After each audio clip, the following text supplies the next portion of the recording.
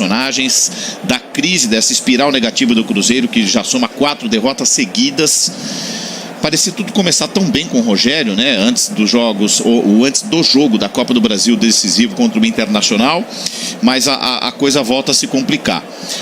Por outro lado, o Flamengo dá de ombros para a crise do Cruzeiro, vem aqui, se impõe, com mais de 4.500 torcedores do Flamengo, faz muito barulho dentro e fora de campo para vencer mais uma. E aí, venceu o melhor, resultado assim indiscutível? Olha, a gente precisa entender que o Flamengo era muito favorito pelo momento que vive. O Flamengo tem hoje o time mais poderoso do Brasil. E quando a gente fala em poderoso, não é só a questão financeira, organização, etc.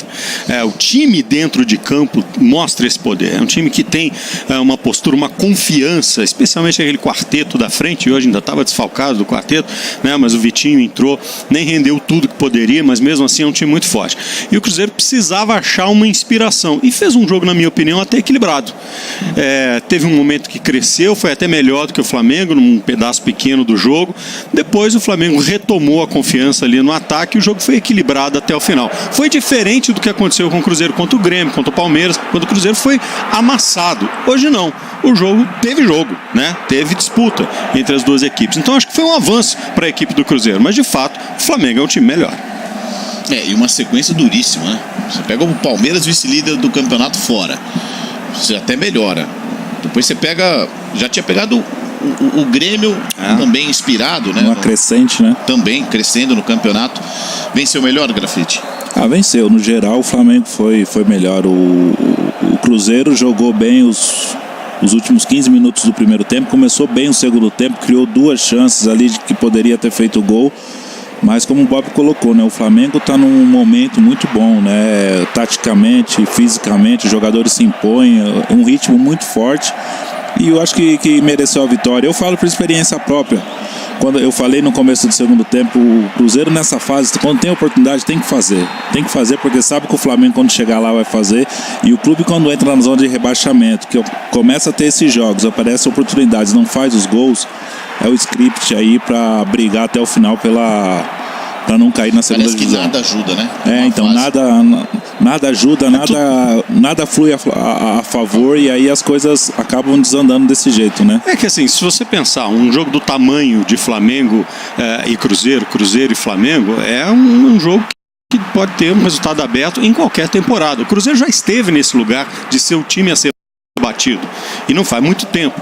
Então é um time equilibrado. É que no momento que vive o Cruzeiro, todos os tropeços ganham uma dimensão muito grande e vão se somando nessa sequência de derrotas. Agora, hoje a gente viu mais uma vez o Flamengo ter um repertório de jogadas impressionante, não só nos lances de gol, mas nas construções de jogada, de mudança de posicionamento. O William Arão sai de primeiro volante para jogar de ponta direita, é o Gerson que sai de segundo volante para jogar do lado, trazendo para dentro, é o Arrascaeta que volta para ajudar o Felipe Luiz lá na marcação, né? O que não tem do lado do Cruzeiro sobra no lado do Flamengo. Então, esse repertório da equipe do Flamengo.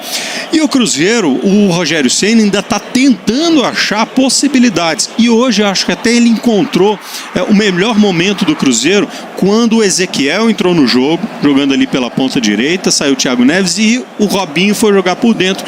Foi o melhor momento, o momento mais organizado que o Cruzeiro teve no jogo. Mesmo assim, não foi suficiente para finalizar, até por aquilo que você disse, quer dizer, construiu situações, mas na hora de botar para dentro, aí a coisa não aconteceu. A gente segue vendo aí os melhores momentos, quer dizer, dá pra gente desenhar o jogo em várias partes. A primeira delas, Flamengo melhor, pressionando. Depois o Cruzeiro começa, o Egídio enfia uma bola, o Pedro Rocha bate cruzado, o Ederson teve também um chute cruzado, o Cruzeiro começa a ganhar confiança, empata o jogo, já vimos aí. Termina o primeiro tempo com um jogo equilibrado e placar justo. Era o que vocês diziam aqui no nosso intervalo. Começa o segundo tempo, Cruzeiro, com a sugestão do Grafite, tendo possibilidade de virar o jogo, perde 2 oportunidades, a bola dá na trave, etc e tal. O Flamengo começa ou recomeça a se posicionar em campo. Vai tomando as ações, faz o segundo gol que já vimos. e no final das contas venceu quem esteve nessa alternância ao longo do jogo, da liderança, né? Da partida técnica, liderança técnica, venceu quem mais tempo esteve à frente. E quem acertou mais. Quem acertou mais no momento decisivo do jogo. E errou menos também, né? E o Cruzeiro teve possibilidades. A entrada do Fred, por exemplo, no momento da entrada do Fred, o Cruzeiro tinha colocado no jogo inteiro 2 bolas aéreas na área do Flamengo. É claro que hoje não tinha o Dedé, não tinha o Léo, que são jogadores que fazem muita diferença nessa bola aérea de cabeça, mas é muito pouco, né? Assim, para o tipo de jogo que o Cruzeiro pode ter. Tentou um pouquinho mais com o Fred em campo, mesmo assim não deu resultado, mas vai tentando achar essas possibilidades. Hoje jogou com uma dupla de zagueiro de meninos. Os meninos estão amadurecendo na marra, né? Me lembra aquele episódio do Vanderlei Luxemburgo com o Gladstone, né? Que deu uma fralda pro Gladstone, você vai ter que crescer ou vai usar a fralda? E tem essa história, esse folclore. Folclore não, aconteceu mesmo, de verdade. E esses meninos estão crescendo meio que na marra. E o Rogério Ceni está dando força para eles, mas são jogadores que ainda precisam amadurecer bastante. Começamos com Fabrício Bruno, Kaká, Ederson, né? 3 garotos. Ainda no segundo tempo, mesmo que não seja revelado no clube, mas vem um jogador que chegou há pouco tempo, que é o Ezequiel. É muita mudança. O Dodô com o Rogério não é lateral esquerdo, é jogador de meio campo. E eu nem acho que ele está inventando a roda, porque assim, eu acho até que ele foi bem. Não, então, ele é bom jogador. Na verdade, ele jogou de volante 15 minutos contra o Santos. E aí o que aconteceu? Lá contra o Santos, o zagueiro do Santos foi expulso, ele tirou o Egídio, botou o Dodô de volta para a lateral esquerda e botou um outro atacante para empurrar o Santos e acabou ganhando o jogo. E voltou hoje a jogar de segundo volante. E eu acho que é uma função que ele faz bem. Ele pode fazer, ele pode trabalhar bem naquela função. Né? Olha aqui, Grafite, a gente vai mostrar para o pessoal, com análise tática, 14 trocas de passe até o gol do Arrascaeta. Quer dizer, 43 segundos com a bola no pé. É um time que tem paciência para só se desfazer da bola ou só estocar quando o espaço se abrir. É verdade, o Flamengo não se desfaz da bola, né? Ele tenta sempre jogar, o Gerson recuou um pouco, até nós falamos durante a transmissão que ele sentiu um pouco o ritmo do jogo, e aí entra a qualidade do Arão, né? Que é essa infiltração, tanto dentro da área como pelas laterais. Ele chegou na linha de fundo, cruzou e o Flamengo trocando passe, até chegar a bola no Arão e ele cruzar na área e o Arrascaeta marcar o gol. Ou seja, o que falta à equipe do Cruzeiro sobra no Flamengo, que é confiança, os jogadores mudando de velocidade dentro de campo, mudando de posição, alternando característica. Ou seja, o Felipe Luiz muito bem, o Rafinha bem também. Ou seja, é difícil para o Cruzeiro enfrentar o Flamengo nessa situação. Sou até pesado o que eu vou dizer, mas o campeonato do Cruzeiro começa nos próximos jogos, que são os times que estão na segunda parte da tabela. Infelizmente, o Cruzeiro é grandioso. É pesado pela grandeza do Cruzeiro, mas é a realidade atual. É a realidade. Jogos contra o Flamengo, Palmeiras, esses times que estão na parte de cima da tabela, é até normal um resultado desse aqui no Mineirão, pelo momento das equipes. Olha só como você dizia que quantos jogadores o Cruzeiro trouxe do jogo lá do Maracanã na primeira rodada? 3.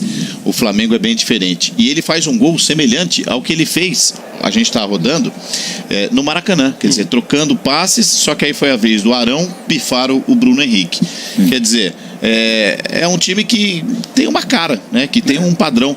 Vamos ouvir. Pese o treinador naquela época era o Abel. Era outro técnico, mas agora, o grupo essencialmente quase o mesmo. Jesus, vamos ouvi-lo. Marcaram, não existiu nenhuma grande penalidade. É difícil marcar uma grande penalidade contra o Flamengo. Já tivemos 2 grandes penalidades nítidas que toda a gente viu duas vezes sobre o Bruno, não hoje. E hoje numa decisão com algumas dúvidas naquele momento, que eu não tive dúvidas nenhumas porque já vi o lance, não é? O Caio nem tocou no Pedro, não é? E portanto, na dúvida, é sempre contra o Flamengo. Chamar a atenção, não quero que favoreçam o Flamengo em nada, mas também não quero que nos prejudiquem. Mas eu falei que... Seu Jorge, boa noite. Primeiro, parabenizar, não sei se o senhor já está sabendo, mas é a primeira vez que o Flamengo consegue uma sequência de 7 vitórias desde quando foi lançado o Campeonato Brasileiro em 1971. Então, parabenizar o senhor e o grupo pelo trabalho e perguntar ao senhor, né? Saiu nessa madrugada uma entrevista do Renato Gaúcho, falando que a responsabilidade da classificação na Libertadores é do Flamengo. Do lado de lá também o presidente do Grêmio sempre falando muitas coisas, tentando colocar aí um fogo no jogo, que está até bem longe ainda. Queria saber o que o senhor acha, se a responsabilidade realmente é do Flamengo, como é que o senhor vê essa situação para o próximo jogo da Libertadores? Bom, duas perguntas. A primeira, não sabia que o Flamengo, com estas vitórias consecutivas, tivesse batido um recorde de vitórias consecutivas. É bom, é um sinal evidente que a equipa ganha, não é?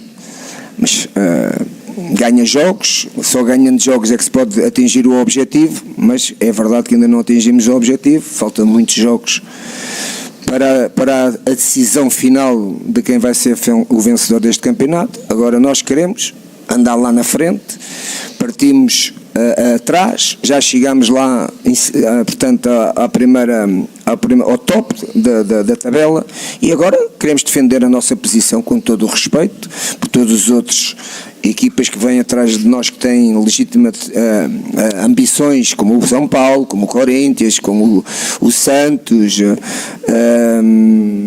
Palmeiras. Portanto, todas estas equipas têm toda a ambição de poderem também conquistar este título, e nós vamos fazendo o nosso trabalho como fizemos hoje.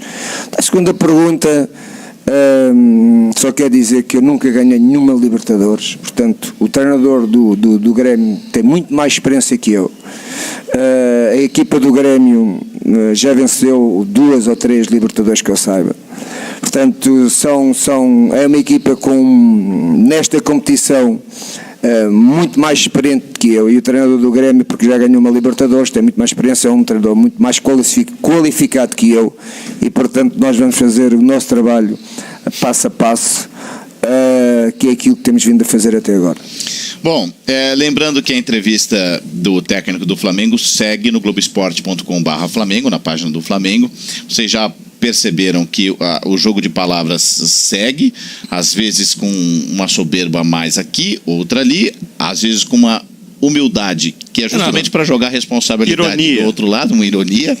Muito e por mais aí ironia. vai, e por aí vai. E nem estamos ironia falando... inteligente, diga-se de passagem, mas ainda assim ironia. E nem está em pauta a Libertadores, a semifinal para o jogo entre Flamengo e Grêmio. Mas ela, na verdade, ela não sai da pauta. A semifinal já começou há muito tempo. Eu dizia da semelhança do jogo, ou de um dos gols do jogo do primeiro turno, em que o Flamengo venceu por 3-1, com o gol construído aqui. E a gente então roda agora na tela a movimentação. Hoje foi o Arrascaeta, no jogo da ida foi o Bruno Henrique, mas vocês podem ter uma ideia, né, de que é um time que, independentemente do técnico, com a qualidade do grupo que tem, seja no Maracanã ou no Mineirão, é um time que tem de onde tirar, porque os caras se movimentam, eles confundem. O Gabriel, às vezes ele é ponta esquerda, às vezes ele é centroavante, às vezes ele vem dar combate como segundo volante na intermediária de defesa. É impressionante. E é importante a gente destacar que isso não é só fruto da inspiração e da qualidade individual. Tem a ver com treinamento, tem a ver com confiança, porque o cara não vai sair da posição dele de segundo volante se filtrado de ponta direita se ele não souber que alguém vai ocupar aquele espaço, que alguém vai fazer a movimentação. Quer dizer, o organismo ele é construído a partir de treinamento. Vem lá da época do Abel e foi construído e vem sendo aprimorado aí com o Jorge Jesus, né, Grafite? E ele treina muito, né? Ele treina exaustivamente, ele repete, muita repetição, é o típico treinador europeu, e a gente vê que os jogadores entendem isso, tem essa percepção dentro do jogo. Minutos antes do primeiro gol do Gabriel, do primeiro gol do jogo, nós falamos que o Bruno havia trocado com o Gabriel, que o Bruno estava mais enfiado e o Gabriel estava aberto, né? E no lance do gol, o Gabriel estava no meio da área entre os zagueiros, ou seja, é importante o jogador entender também essa variação dentro de campo, para que quando apareçam as oportunidades, ocasiões, a equipe consegue matar os jogos. Léo Ramawaki, Maracanã, em torno do Maracanã, um dia também de telão, de eventos. Quem não pôde comprar ingresso, e a torcida do Flamengo esgotou os ingressos disponíveis a ela, né? Foram mais de 4.500 torcedores, pôde, na cidade do Rio de Janeiro, na base do Flamengo, acompanhar o jogo na casa do Flamengo, no estádio do Maracanã. Diga lá, amigo.